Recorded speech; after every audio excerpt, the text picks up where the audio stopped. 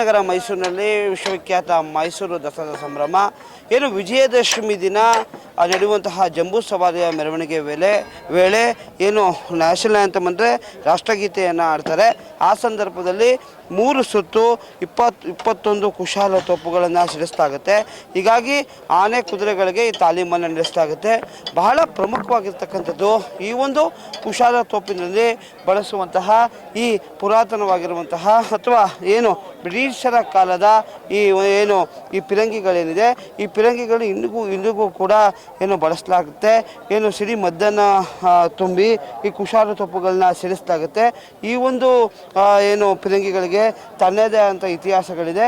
ಹೀಗಾಗಿ ಮೈಸೂರಿನ ರಾಜವಂಶಸ್ಥರು ಈ ಒಂದು ಕುಶಾಲ ತೋಪುಗಳನ್ನು ತಮ್ಮ ಏನು ಮನೆಯಲ್ಲಿ ಶುಭ ಸಮಾರಂಭಗಳಲ್ಲಿ ಅಥವಾ ರಾಜ್ಯದಲ್ಲಿರುವಂಥ ಅನೇಕ ಏನು ಶುಭ ಸಮಾರಂಭಗಳಲ್ಲಿ ಬಳಸ್ತಾ ಇದ್ರು. ಈ ಹಿಂದೆ ಈ ಒಂದು ಕುಶಾಲ ತೋಪುಗಳನ್ನು ಸಾಕಷ್ಟು ಯುದ್ಧಗಳಲ್ಲಿ ಕೂಡ ಬಳಸ್ತಾ ಇದ್ರು ಅನ್ನಲಾಗಿದೆ. ಹೀಗಾಗಿ ಈ ಒಂದು ಕುಶಾಲ ತೋಪುಗಳನ್ನು ಅರಮನೆ ಆವರಣದಲ್ಲಿ ಸಂಗ್ರಹಿಸಿದ್ರು ಕೂಡ ಇದರ ಮೇಂಟೆನೆನ್ಸನ್ನು ಏನು KSRPಯ ಪೊಲೀಸ್ ಸಿಬ್ಬಂದಿ, ಮೀಸಲು ಸಿಬ್ಬಂದಿ ಇದನ್ನು ಮೇಂಟೆನೆನ್ಸ್ನ ಮಾಡ್ತಾರೆ. ದಸರಾ ಸಂದರ್ಭದಲ್ಲಿ ಮಾತ್ರ ಈ ಕುಶಾಲ ತೋಪುಗಳನ್ನು ಹೊರತೆಗೆದು ಇದಕ್ಕೆ ವಿಶೇಷವಾದಂತಹ ಏನು ಪೂಜೆಯನ್ನು ನೆರವೇರಿಸಿ ತದಾದ ನಂತರ ಯಾವ ರೀತಿಯಾದಂತಹ ಒಂದು ರೀತಿ ಸರಿಪಡಿಸ್ಕೋಬೇಕು ಅಥವಾ ಈ ಕುಶಾಲ ತೋಪುಗಳನ್ನು ಯಾವ ರೀತಿ ಮೇಂಟೈನ್ ಮಾಡಬೇಕು ಅನ್ನೋ ದೃಷ್ಟಿಯಿಂದ ಈ ಒಂದು ಮೇಂಟೈನ್ ಕೂಡ ಮಾಡ್ತಾರೆ. ಇಂದಿಗೂ ಕೂಡ ಈ ಕುಶಾಲ ತೋಪುಗಳು ತನ್ನ ಕಾರ್ಯವನ್ನು ನಿರ್ವಹಿಸ್ತದೆ.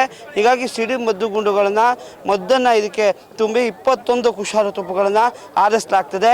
ಏನು ಜಂಬೂ ಸವಾರಿ ಮೆರವಣಿಗೆ ಸಂದರ್ಭ ಹಾಗೂ ತದಾದ ನಂತರ ಟಾಸ್ ಲೈಟ್ ಪೀರಿಯಡ್ನಲ್ಲಿ ಏನು ಗೌರವ ವಂದನೆಯನ್ನು ರಾಜ್ಯಪಾಲರಿಗೆ ಹಾಗೂ ಮುಖ್ಯಮಂತ್ರಿಗಳಿಗೆ ಗೌರವ ವಂದನೆ ಸಲ್ಲಿಸುವ ಸಲುವಾಗಿ ಈ ಒಂದು ಫೈರನ್ನು ಮಾಡಲಾಗುತ್ತೆ. ಹೀಗಾಗಿ ಏನು ಹಿಂದಿನಿಂದ ಬಂದಂತಹ ಹಳೆಯ ಬ್ರಿಟಿಷರ ಕಾಲದ ಪಿರಂಗಿಗಳು ಕೂಡ ಇನ್ನೂ ಕೂಡ ಸದ್ದು ಮಾಡ್ತಾವೆ. ಕ್ಯಾಮ್ರಾಮನ್ ಶ್ರೇಷ್ಠತೆ ಯಶಸ್ ಮಾವತ್ತು, ನಿಮ್ಮ ಧ್ವನಿ ನ್ಯೂಸ್.